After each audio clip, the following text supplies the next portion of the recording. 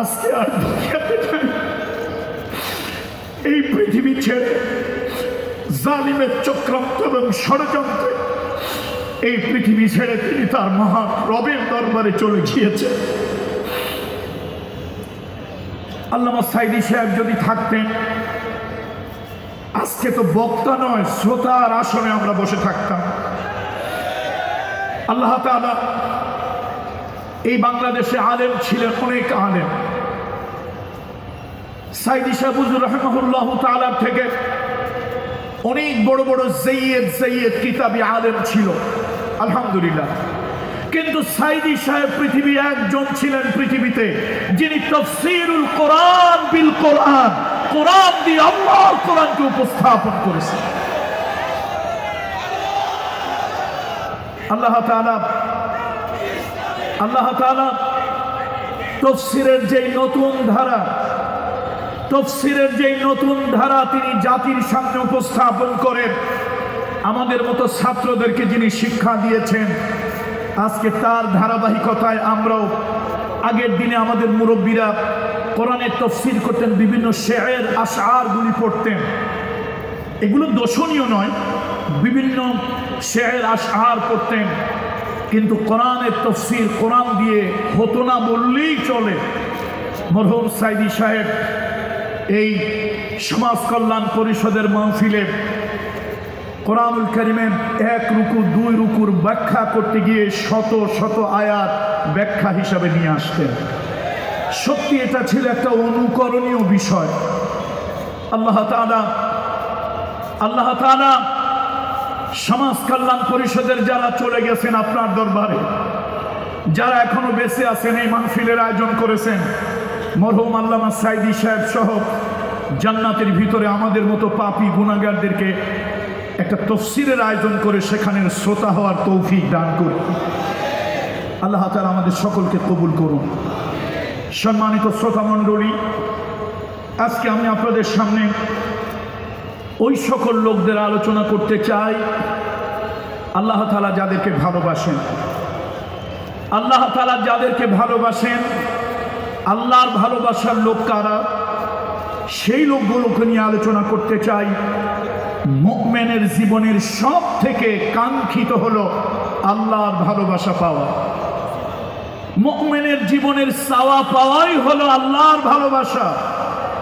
এই পৃথিবীর মানুষের ভালোবাসা ক্ষণস্থায়ী, মহামহিম আল্লাহ তাআলার ভালোবাসা হলো চিরস্থায়ী। আজকে আমার বক্তব্য, আমার বয়ান, আমার তাকরীর হবে সে ভালোবাসার উপরে।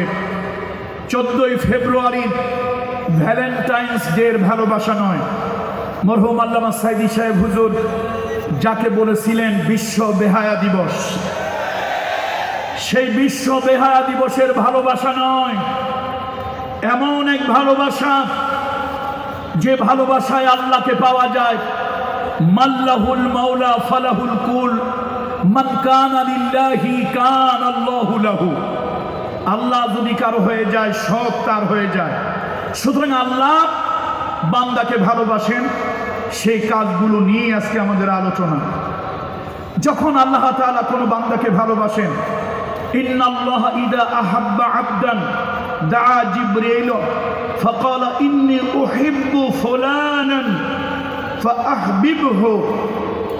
আল্লাহ তাআলা যখন কাউকে ভালোবাসেন, আল্লাহ তাআলা আরশে আজিমে জিবরাইলকে ডাক দেন আসমানে।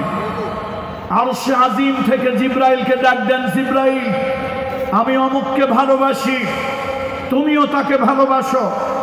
জিবরাইল আকাশে ঘোষণা করে দেয়, আল্লাহ রব্বুল ইজ্জত ওয়াল জালাল তিনি জমিনে অমুককে ভালোবাসেন, তোমরাও ভালোবাসো।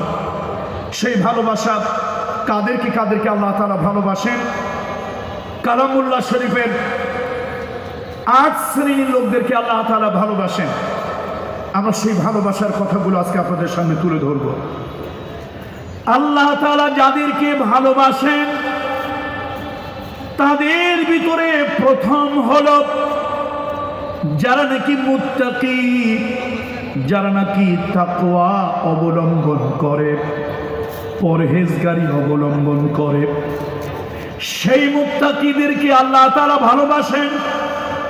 কালামুল্লাহ শরীফের ভিতরে কোরআনুল কারীমের ভিতরে অনেক জায়গায় আল্লাহ তাআলা তাকওয়ার কথা বলেছেন। সাইয়্যিদুনা আলী রাদিয়াল্লাহু তাআলা আনহু, তাকে জিজ্ঞেস করা হলো, আলী আপনি কি জানেন, আপনি কি বলতে পারেন তাকওয়া কাকে বলে? সাইয়্যিদুনা আলী বললেন, হ্যাঁ আমি জানি তাকওয়া কাকে বলে। আত-তাকওয়া হিয়া খাউফুম মিনাল জালিল ওয়াল আমালু বিত-তানজিল ওয়াল কিনাআতু বিল কলিল ওয়াল ইসতি'দাদু লিয়াউমির রহিম। চার জিনিসের নাম হলো তাকওয়া। মহামহিম আল্লাহর ভয়। আল্লাহর ভয় ছাড়া কোনো সমাজ, কোনো ব্যক্তি, কোনো মানুষকে পরিবর্তন করা সম্ভব নয়। পুলিশের ভয় দিয়ে যদি মানুষের চরিত্র ভালো বানানো যেত, তাহলে পুলিশের ভিতরে পুলিশের মতো মহান পেশা, পুলিশের মতো মহান দায়িত্ব, পুলিশের মতো সম্মানজনক একটি খিদমত, একটি সার্ভিস, সেই সার্ভিসে চরিত্রহীন